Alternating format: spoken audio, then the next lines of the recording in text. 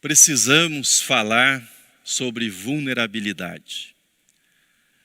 Nos anos de 2005, 2006, até meados de 2007, eu morei na cidade de Curitiba. Em Curitiba há um grande parque chamado Barigui, está na saída para o norte do Paraná. E foi nesse parque que eu ensinei os meus filhos, Pedro e Leonardo, a andarem de bicicleta. Comprei lá em Curitiba 2 bicicletas e comecei a ensiná-los. Eles aprenderam rapidamente e fazia parte da nossa rotina. Durante a semana, íamos naquele parque para que eles pudessem andar de bicicleta. Certo dia, lá estávamos no parque e o Pedro, que é o mais velho, veio me avisar que o Leonardo havia caído e me chamou para ir vê-lo. Eu fui até ele e ele estava numa parte de uma trilha na mata e quando cheguei ele chorava e chorava copiosamente. Vi que não tinha nenhum corte profundo, aparentemente também não tinha nenhuma fratura, mas ele estava todo ralado, todo esfolado.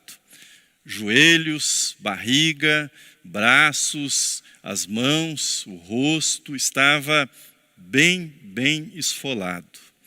Bom, ele pediu colo, era pequeno ainda, estava entre 6 e 7 anos de idade, e eu o peguei no colo e atravessei todo o parque. É um parque muito extenso e durante toda a extensão daquele parque ele chorava e chorava muito alto, fazia com que todas as pessoas olhassem para nós. Bem, cheguei ao carro, ajeitei ele no carro e resolvi passar no caminho numa farmácia para comprar alguns itens para fazer os curativos que ele precisava. E quando parei no estacionamento da farmácia, finalmente ele havia parado de chorar. E quando eu estava descendo do carro, ele, em meio aos soluços ainda, me disse: "Pai, machucou bastante, está doendo bastante, mas eu fui forte, eu não chorei nem 1 minuto."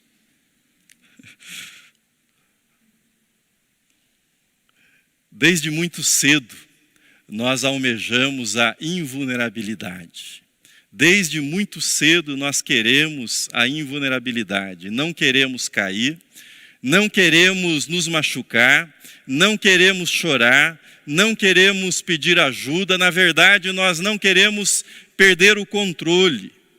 O problema é que o preço da invulnerabilidade, além de alto demais, é uma ilusão. É uma mentira que nós contamos para nós mesmos. Você pode até não cair, mas provavelmente não aprenderá a andar de bicicleta. Você pode não cair, mas não sentirá o vento no seu rosto e não terá a experiência de sentir, por exemplo, o cheiro da mata numa trilha. Você pode tentar passar a vida inteira sem se arriscar, sem ter ferimentos, mas se você viver de verdade, se você deixar que a vida passe por você, isso deixará alguns ferimentos, deixará algumas cicatrizes em você. O tema desse mês é vulnerabilidade e graça. É um convite para que pensemos biblicamente sobre os riscos que nós assumimos na nossa vida, que pensemos biblicamente sobre nossas quedas, sobre as nossas feridas e sobre as nossas cicatrizes. As cicatrizes, elas podem resultar do processo de autodescoberta, são aquelas que resultam da nossa exposição, da descoberta dos nossos limites. A isso eu chamaria de vulnerabilidade existencial. É quando você está descobrindo o mundo, você está se expondo ao mundo. As cicatrizes podem ter origem naquilo que nós impusemos a nós mesmos, mas elas também podem ter origem no nosso lugar no mundo, lugar que nós ocupamos no mundo, lugar que nós ocupamos no nosso tempo. Nesse sentido, eu me refiro à classe social, à cor da pele e ao gênero de uma pessoa. A esse segundo tipo de vulnerabilidade, nós chamamos de vulnerabilidade social. A primeira é a vulnerabilidade existencial, a segunda, a vulnerabilidade social. O fato é que não podemos dividir em nós, nem nas outras pessoas, o que é existencial daquilo que é social. Até tentamos, mas é difícil fazer isso com muita clareza. Vulnerabilidade existencial e vulnerabilidade social se entrelaçam, se misturam na vida concreta dos seres humanos. Assim, por exemplo, ser mulher e ser negra no Brasil, o que é um tipo de vulnerabilidade social, afeta profundamente sua vulnerabilidade existencial, ou seja, os processos de autodescoberta e a experiência com seus próprios limites. Lembremos que vulnerabilidade existencial tem a ver com o sentimento de incompletude, finitude, pequenez, fragilidade. Somos seres com limites, não podemos todas as coisas na nossa vida. Isso é vulnerabilidade existencial. Mas você há de concordar comigo, se o salário não dá para pagar as contas, se você é tratado como inferior, se você não tem água na torneira, se você não tem creche para deixar os seus filhos ou o médico para atendê-los quando ficam doentes, ou dinheiro para passar numa farmácia e comprar aquele remédio que o seu filho, a sua filha precisa, essa é a sua condição de vulnerabilidade social. Mas nessa condição de vulnerabilidade social você perceberá de modo muito mais rápido a sua vulnerabilidade existencial. E a sua existência será afetada pela sua condição social. Por isso que as coisas estão entrelaçadas. É difícil separar uma da outra.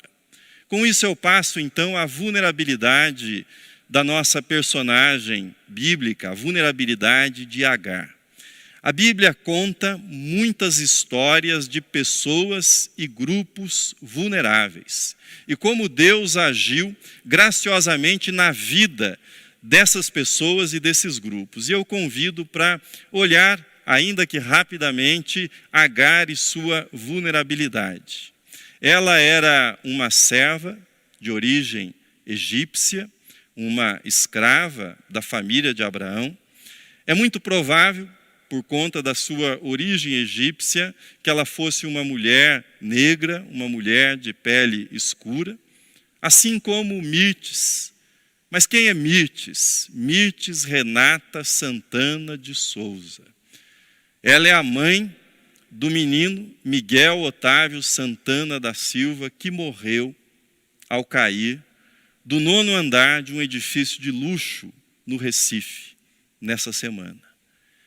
Foi deixado sozinho no elevador pela patroa de sua mãe, enquanto a sua mãe, Mirtes, saía para dar uma volta, para levar o cão da sua patroa para passear. Mas voltemos a Agar. Quais eram seus sonhos de mulher? Quais eram seus sonhos de mãe para Ismael?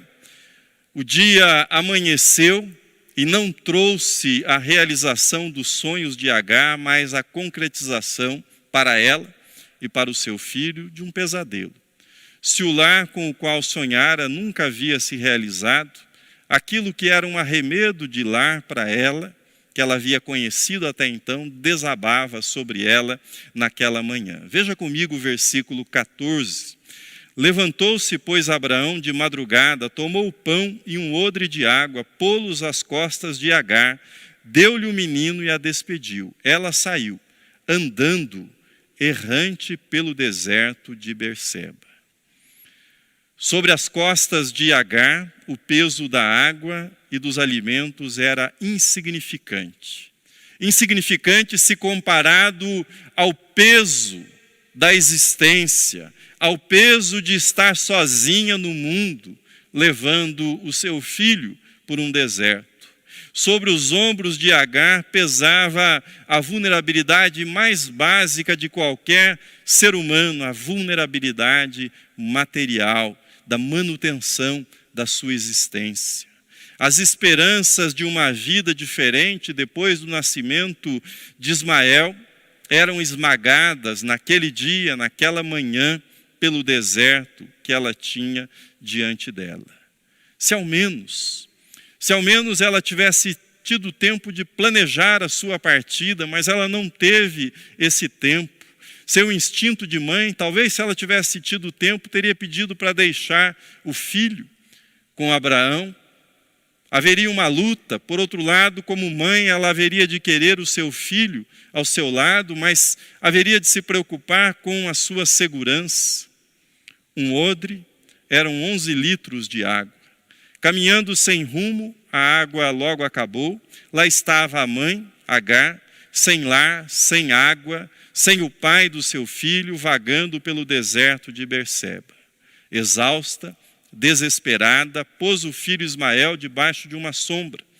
É um instinto de mãe, tentando providenciar naquele desamparo algum tipo de conforto ainda para o seu filho. E no seu desespero, não querendo ver a morte do seu filho, afasta-se a uma distância talvez de 100 metros e chora copiosamente.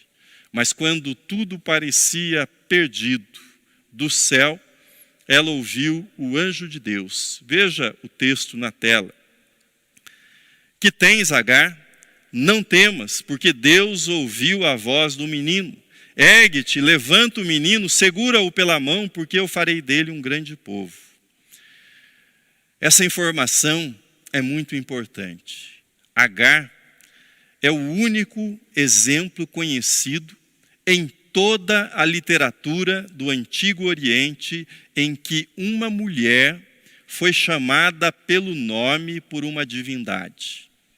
É o único exemplo na literatura do Antigo Oriente. Não há menção de nenhum outro texto religioso no Antigo Oriente de uma mulher sendo chamada pelo nome, pelos deuses nos quais os povos que estavam ali no Antigo Oriente acreditavam. Mas Deus sabia o nome de Agar. Deus chamava Agar pelo seu nome.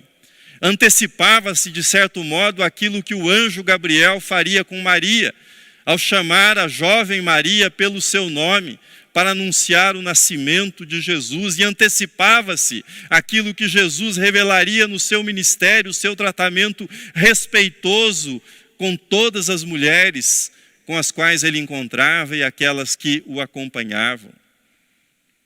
Os vulneráveis têm nome para Deus. Eles são chamados pelo nome por Deus. Nas listas de pesquisas, nas estatísticas, eles são representados apenas por números. Mas para Deus eles têm nome, eles têm face, eles têm dor. Por isso Deus os chama, Deus as chama pelo nome, assim como chamou Agar. Mirtes, mãe do menino Miguel, é chamada pelo nome por Deus. Diante de Deus, ela não é a empregada negra, doméstica, ela é a mãe do menino Miguel. O anjo de Deus disse para Agar: ergue-te, ergue-te, Agar. É de uma beleza extraordinária essa palavra do anjo para Agar. Ele não ordena para Agar, pare de chorar. Ele não repreende Agar por chorar, mas ele diz: ergue-te, Agar. Vulnerabilidade é chorar, mas chorar de cabeça erguida. É chorar em pé, é chorar de cabeça erguida. Boa parte do mundo tem chorado, e nas últimas semanas tem chorado muito, mas tem chorado de cabeça erguida. Se chorar, chore de cabeça erguida, diz o anjo para Agar. Mulher e mãe não é para viver prostrada, cabisbaixa, humilhada, sentindo-se envergonhada, não importam os percalços, existe uma dignidade da existência, uma dignidade da condição que nenhuma circunstância pode roubar do ser humano. Deus e os vulneráveis. Esse é o segundo ponto. A vulnerabilidade de Agar nos abre, nos descortina na Bíblia toda uma temática do relacionamento entre Deus e aqueles que são vulneráveis. Nos últimos tempos ficou mais desafiador, sempre foi difícil, mas nos últimos tempos ficou mais desafiador falar sobre pessoas que são atingidas pela vulnerabilidade social, sem que, ao fazê-lo, a polícia raivosa e ignorante da internet não manifeste seu patrulhamento e seus xingamentos e toda sorte de impropérios.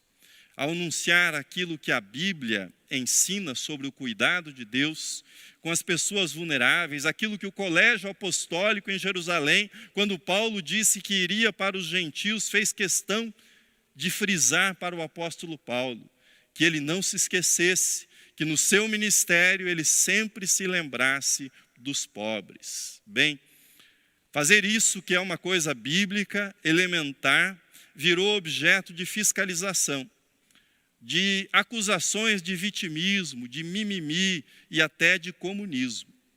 Por falar em comunismo, um tempo desses uma pessoa escreveu, depois que nós postamos os sermões no YouTube, uma pessoa escreveu, comentando um dos meus sermões, mais ou menos o seguinte, ou melhor, exatamente o seguinte. A pessoa deixou lá o seu comentário. Pelo que eu ouvi, esse pastor parece um vagabundo comunista. De fato, eu li Marx, li Paulo Freire, li bem cedo Florestan Fernandes, li Pulantzas, e aqui, aqueles que postam esse tipo de comentário vão ter que dar um Google, porque provavelmente não sabem quem é Pulantzas. Mas nenhum desses autores, dos muitos outros que eu li, nenhum deles me moveu um só milímetro a falar a respeito da vulnerabilidade, dos oprimidos, da opressão. Nenhum deles me persuadiu ou me empurrou um só milímetro a assumir esse tipo de posição. O ponto que quero dizer-lhes é o seguinte: eu, e imagino que outros cristãos, pastores, pessoas que estão envolvidas com o próximo, eu não falo de vulnerabilidade social por conta do que li em nenhum desses autores, desses teóricos das ciências sociais ou da militância política que são comumente identificados como comunistas. A razão para falar é por aquilo que eu leio na Bíblia, é aquilo que eu encontro nas Escrituras, muito antes, mas muito antes, de forma muito mais contundente que qualquer autor desses possa ter dito. Veja, por exemplo, o que está dito no Salmo 146, Aleluia, louva, ó minha alma, ao Senhor, louvarei ao Senhor durante a minha vida, cantarei louvores ao meu Deus enquanto eu viver. Não confieis em príncipes, nem nos filhos dos homens, em quem não há salvação. Sai-lhes o espírito e eles tornam ao pó, nesse mesmo dia perecem todos os seus desígnios. Bem-aventurado aquele que tem o Deus de Jacó por seu auxílio, cuja esperança está no Senhor seu Deus, que fez os céus e a terra, o mar e tudo que neles há, e mantém para sempre a sua fidelidade. Que faz justiça aos oprimidos e dá pão aos que têm fome. O Senhor liberta os encarcerados, o Senhor abre os olhos aos cegos, o Senhor levanta os abatidos, o Senhor ama os justos, o Senhor guarda o peregrino, ampara o órfão e a viúva, porém, transtorna o caminho dos ímpios. O Senhor reina para sempre, o teu Deus, ó Sião, reina de geração em geração. Aleluia. O cristianismo é inseparável do amor por aqueles que sofrem. É inseparável. Eu não posso admitir, eu não posso compreender que alguém possa se dizer religioso, que ama a Deus e não ama ou não ame aqueles aos quais Deus ama, ou seja, aqueles que sofrem, aqueles que padecem nesse mundo. Aliás, eu posso compreender. A única razão que me ocorre para isso é que, quando nós amamos, nós nos tornamos vulneráveis, pois a dor do outro passa a ser a minha dor, o sofrimento do outro passa a ser o meu sofrimento, o problema do outro passa a ser também o meu problema, entra na minha vida, invade a minha vida também. Nós fugimos do amor ao próximo porque percebemos que amar nos torna vulneráveis também. C.S. Lewis, escritor cristão, foi, a meu ver, quem melhor explicou essa relação entre amor e vulnerabilidade. Eu mencionei isso já em outra mensagem. C.S. Lewis, ele diz que amar é ser vulnerável. Ele diz que ame, ou quando você ama qualquer coisa, qualquer pessoa, o seu coração será espremido, possivelmente será partido. Se você quiser ter certeza de mantê-lo intacto, invulnerável, você não deve dá-lo a ninguém. Veja a citação de C.S. Lewis na tela. Ele diz: evite todos os envolvimentos, feche-o com segurança no esquife ou no caixão do seu egoísmo. Mas nesse esquife seguro, sombrio, imóvel, sufocante, ele, o seu coração, irá mudar. Não será quebrado, mas vai se tornar inquebrável, impenetrável, irredimível, invulnerável, eu diria. O único lugar fora do céu onde você pode se manter perfeitamente seguro contra todos os perigos e perturbações do amor é o inferno. Por fim, nós falamos da vulnerabilidade de Agar, falamos de Deus e sua relação com aqueles que são vulneráveis, mas eu gostaria de dar mais um passo e falar sobre a nossa vulnerabilidade. Eu e a minha vulnerabilidade, você e a sua vulnerabilidade. Permita-me dar esse passo nessa mensagem que é introdutória dessa série sobre vulnerabilidade e graça. Eu disse no início que nós não podemos dividir, não podemos separar em nós e nas outras pessoas o que é existencial daquilo que é social. Vulnerabilidade existencial e vulnerabilidade social se entrelaçam, se misturam na vida dos seres humanos.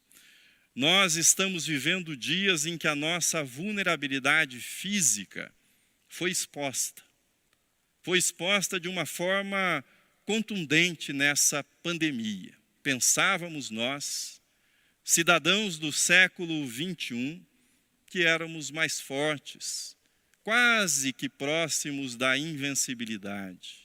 E aparece um vírus e desorganiza tudo, bagunça completamente a nossa vida.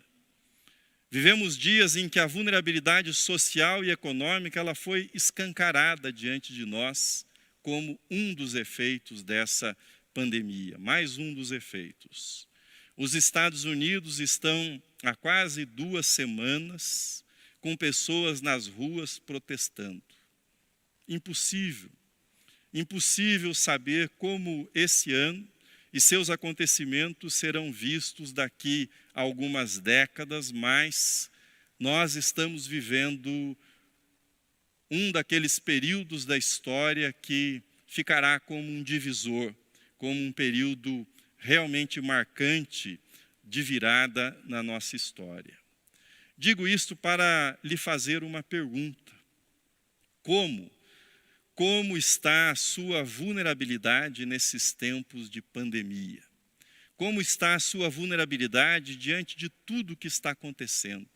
Essas coisas, elas mexem com a gente, têm mexido profundamente comigo. Eu tenho certeza que tem afetado a sua vida também, tem mexido com a sua vida também. A admissão da própria vulnerabilidade é um passo na direção de uma vida plena, sem negações, sem disfarce, sem aqueles famosos, e se eu tivesse feito isso, e se eu tivesse sido isto ou aquilo. Vulnerabilidade significa, dentre muitas coisas, abraçar seus limites, seus medos, seus desejos, suas lutas, seu momento. Vulnerabilidade é assumir o seu lugar, é assumir o seu tempo, o seu mundo. E nesse sentido, se a nossa vulnerabilidade existencial não for afetada pela vulnerabilidade dos nossos irmãos humanos, significa que nos tornamos invulneráveis, insensíveis, naqueles termos que foram apresentados por C.S. Lewis. O teólogo tcheco Tomáš Halík escreve em seu livro Toque as Feridas, ele diz assim: vulnerabilidade é a reconciliação com as suas próprias feridas. Eu posso ter as minhas feridas, diz Tomáš Halík. Este é um passo grande e libertador em direção à cura. Não preciso ser forte, belo, bem-sucedido, como os heróis dos filmes e seriados de TV. Não preciso ser sempre feliz, inabalavelmente saudável, eternamente jovem, como os galãs nas vitrines, na propaganda, onipresente para tudo e nada.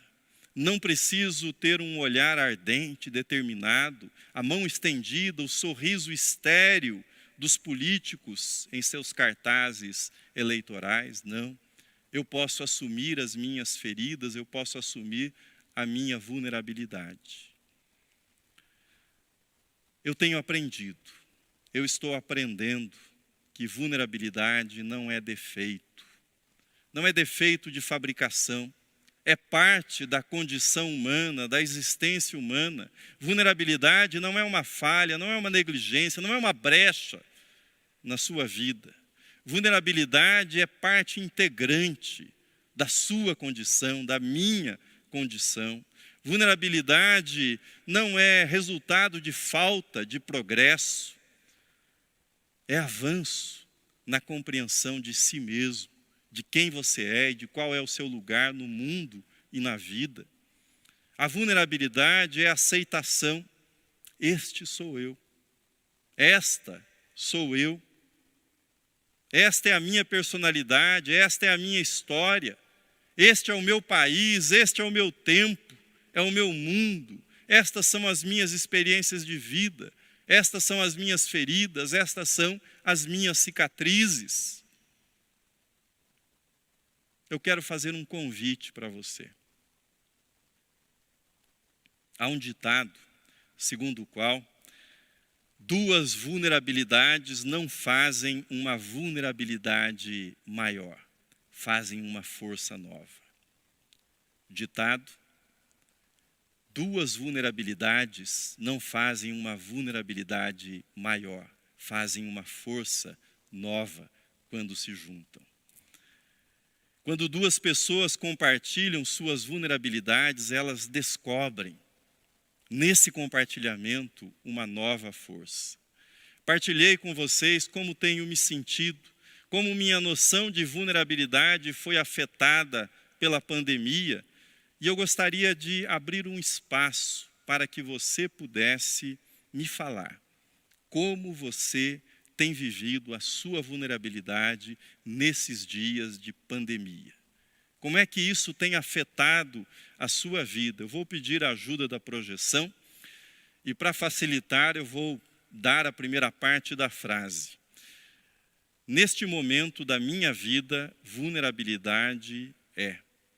Complete essa frase. Vulnerabilidade é solidão, vulnerabilidade é ter ficado desempregado, vulnerabilidade é medo de ficar doente, vulnerabilidade é ter ficado doente, vulnerabilidade é ter brigado com alguém da minha família. Você pode completar essa frase. Eu gostaria que você completasse a frase e que você enviasse para o nosso WhatsApp, que você enviasse, se você quiser pensar mais, envie para o e-mail da igreja, secretaria@catedralonline.com.br, e nós vamos dialogar sobre essa vulnerabilidade nossa, minha e sua, no decorrer das próximas mensagens, e vamos procurar relacionar isso com a graça de Deus, como a graça de Deus vem ao nosso encontro. Faça isso.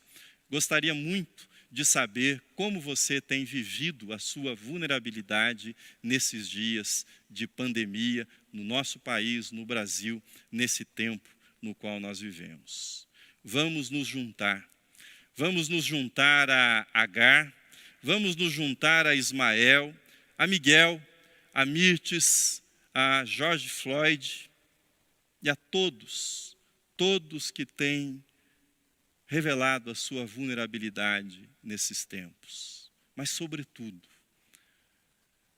meu convite é para que nos juntemos àquele que tomou sobre si as nossas enfermidades e as nossas dores. Foi traspassado pelas nossas transgressões. Diz o profeta Isaías que ele foi moído pelas nossas iniquidades e o castigo que nos traz a paz estava sobre ele. Vamos nos unir a Jesus, aquele que, mesmo depois de ressuscitado, apresentou-se para os seus discípulos com os sinais dos ferimentos. Apresentou-se para os seus discípulos trazendo em suas mãos e no seu corpo os sinais dos cravos e da lança, os sinais da sua vulnerabilidade, do seu amor por nós. Vamos unir a nossa vulnerabilidade a Cristo Jesus. Amém.